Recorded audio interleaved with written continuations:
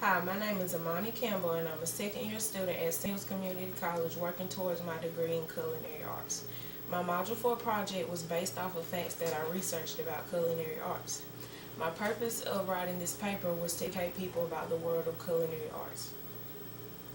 I chose this major because I have always enjoyed cooking for people and always enjoyed learning new cooking skills. Culinary arts has evolved in many ways. There are many different ways that you can cook things. You can bake, steam, fry, poach, grill, saute, and many more. There are many different types of foods. There's fusion cuisine, there's Asian food, Indian food, even American food. Chefs like Escoffier, Karim, and Alice Water have all made different contributions to the world of culinary arts. They all had a major face in the way that food is now cooked. Not all chefs are trained from a school. The great thing about this profession is that you don't have to have a degree in order to receive a job. The key to becoming a chef is experience. The more experience you have, the higher skill level you will get. In the kitchen, the staff is known as a brigade. The team should be led by an executive chef. The executive chef's job is to make sure the kitchen runs exactly how it's supposed to. Most executive chefs do the ordering for the kitchen. Most of the time, executive chefs are not out actually on the line cooking. They're always in the office doing paperwork. Sous chefs are the chefs that make sure everything is running smoothly with the food production. Sous chefs overlook the line cooks. Line cooks may be people such as sauciers, which only focus on sauces. Some line cooks may just be a fry cook and they only work on the deep fry. Some line cooks may work only on the grill. In the process of becoming a chef, you will develop your own way of doing things. No one chef has a certain way to do it. Everybody develops their own way of working. In other words, there's always more than one way to get the job done. This is a profession that will always be needed because as humans we always have to eat, and most of the time people like to go out to restaurants to eat so they don't have to cook at home. More home cooks are being able to make restaurant style foods with the help of channels like the Food Network and cookbooks. Being a chef is a very enriching job. You're able to create masterpieces from very simple ingredients. Next, I'll show you a few essential tools that you'll need to be a chef.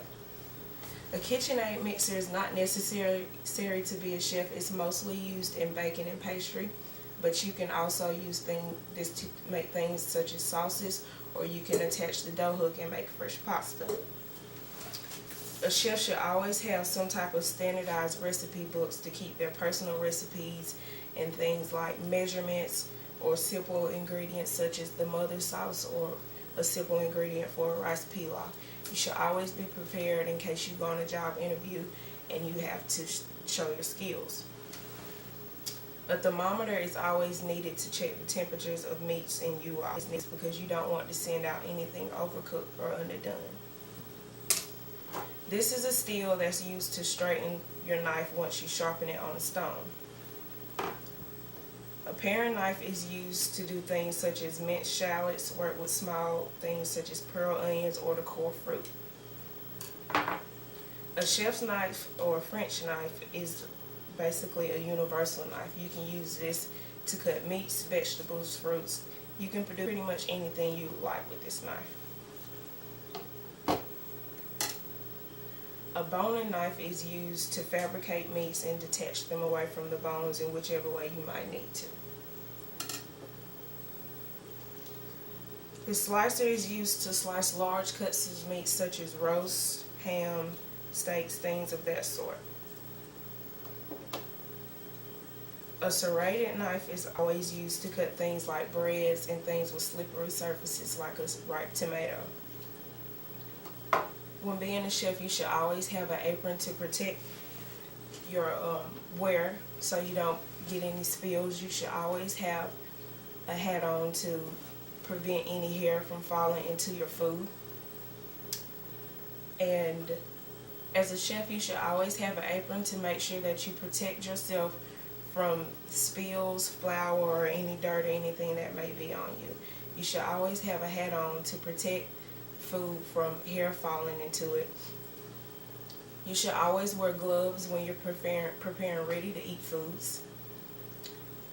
As a chef, there are many different ways that you can make people happy by feeding them. And I chose this profession because I feel that every day that I go to work that I'll be able to enjoy my job by helping people and then allowing them to enjoy food.